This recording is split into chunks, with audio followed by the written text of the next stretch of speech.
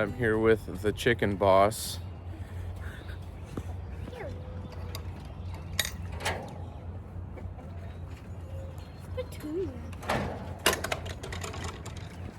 So we've got all the chickens locked up for a very, very special reason. They need a haircut today. This is Bahama Mama. She's also an escape artist. And while chickens can't technically fly, they can scale fences. And this fence here is, it's pretty tall, and they've been able to get over it. So we got to give them a haircut. We've got to clip their wings. You see here, all this wing here gives them lift. And we're gonna go ahead and trim it. Some folks will say just trim one wing. We found better success if you go ahead and you trim both. Oh, stop. Stop. Stop. Their legs. So we got it's a good pair of scissors here. And you don't want to trim them too short. See where Got her legs.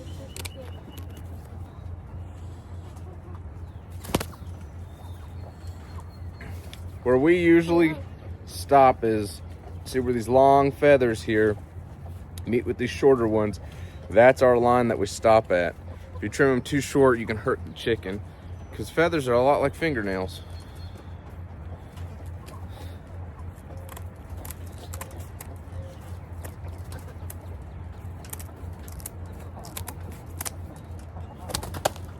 All right, and this is Green Bean.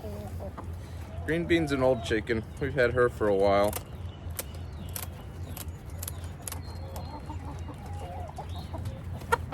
Green Bean. She's also kind of feisty. You shall not touch me. I like the outdoors. Oh, Carrie, you got a flip-flop. It's like hot turds. Again.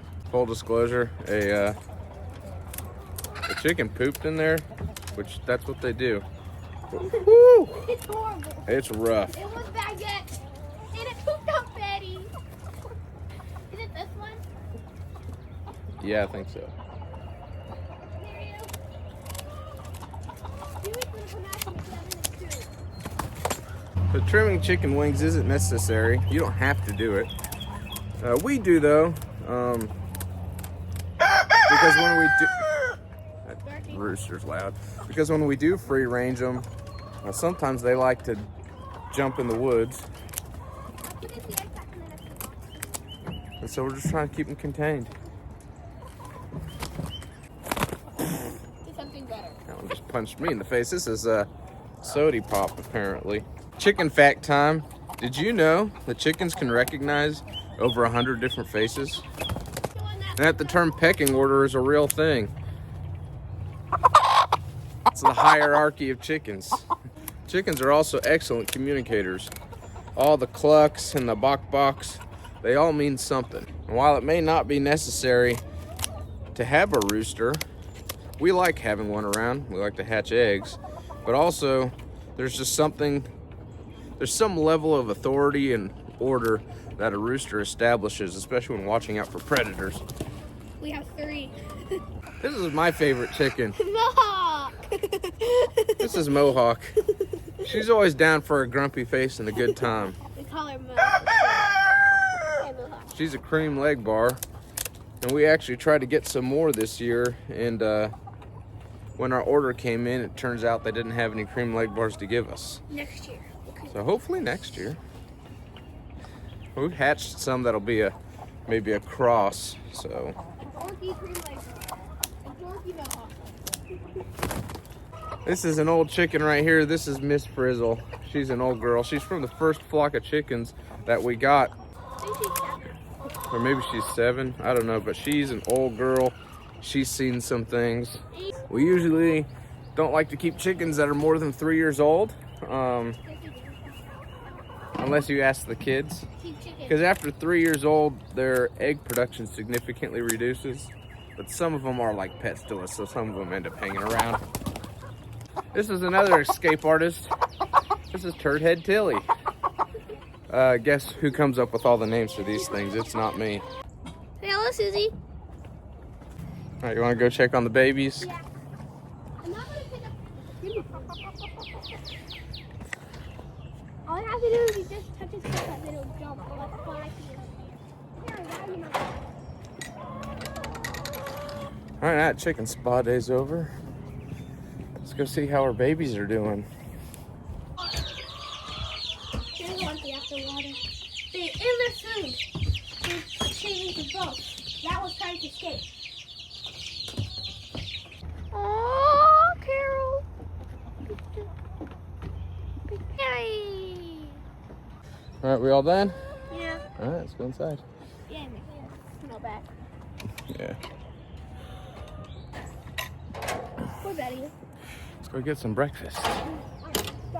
See all that behind me? We're gonna get some seeds started this weekend. I'm about a week behind, and we're cleaning everything out, spraying it down, and then letting the sun sanitize it all. So let's finish it up.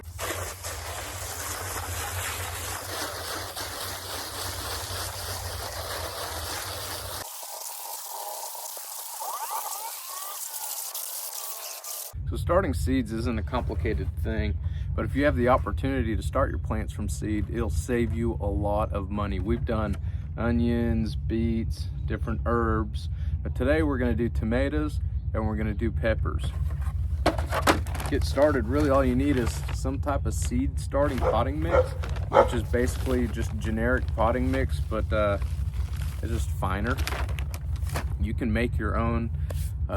We just didn't sift enough compost to do that. Brand, in my experience, doesn't really matter either. That's just what was on sale at Lowe's. You need some seed starting trays.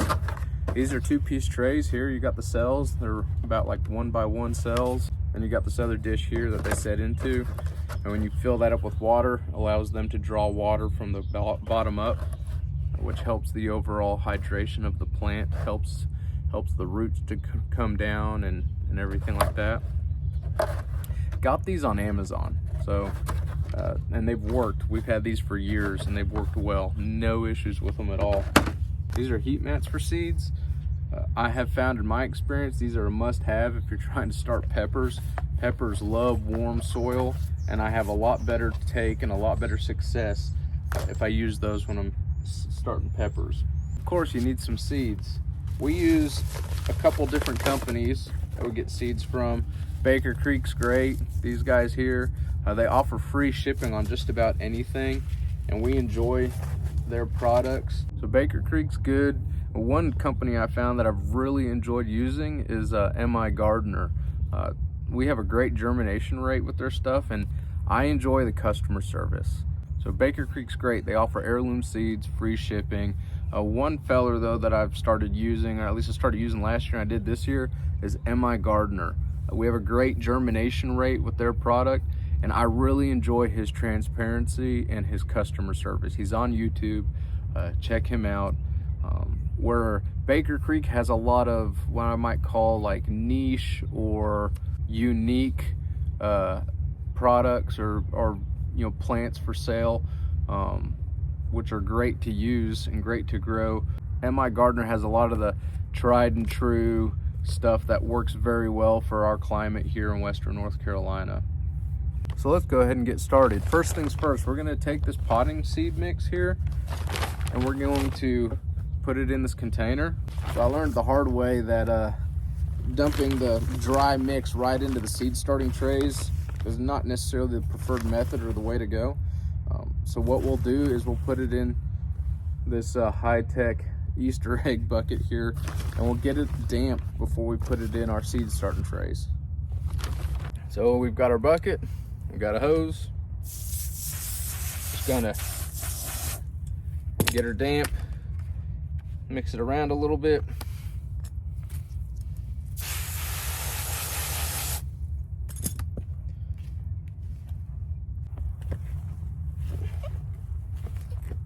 The texture of this, it's not overly saturated, but it holds its shape. And then what we'll do is we'll put it in some seed starting trays, evenly dispersing it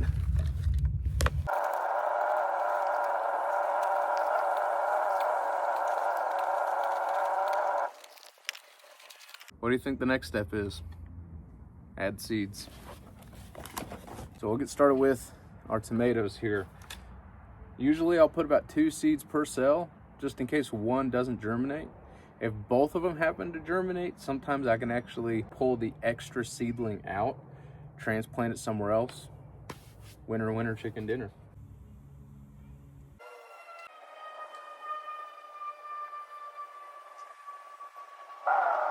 And then we'll just gently push them in.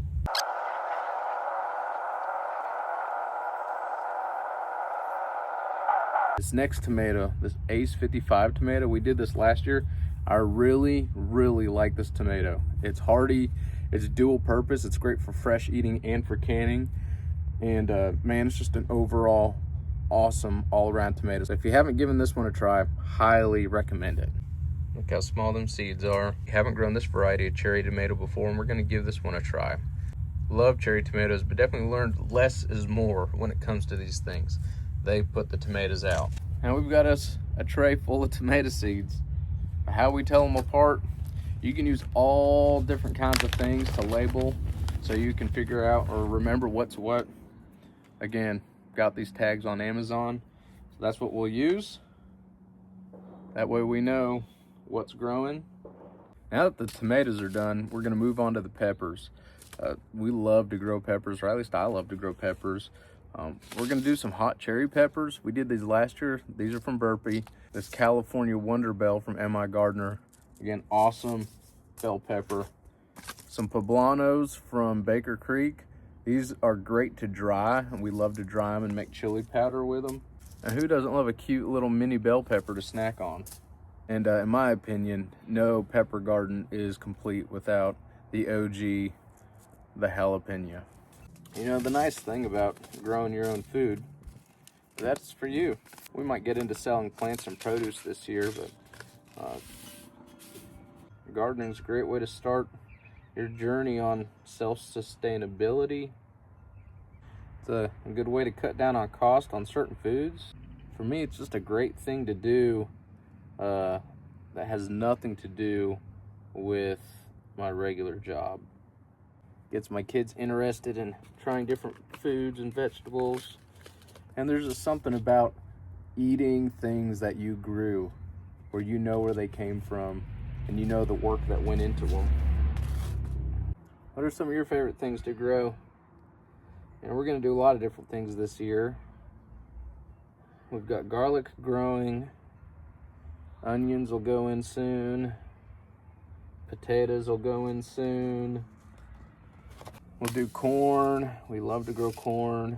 Probably do some grain corn and sweet corn this year. Squash, both winter and summer squash. Okra, love okra. We're gonna try something new this year. We're gonna get started on it this weekend. That's microgreens. They say that these are pretty easy to grow. Super healthy, very nutrient dense. We're trying to eat healthy. It's a great way to eat healthy greens all year round. So we'll give it a try. The directions just say surface sow. So we're gonna put them in this tray right here. Just surface sow them and we'll see how they do.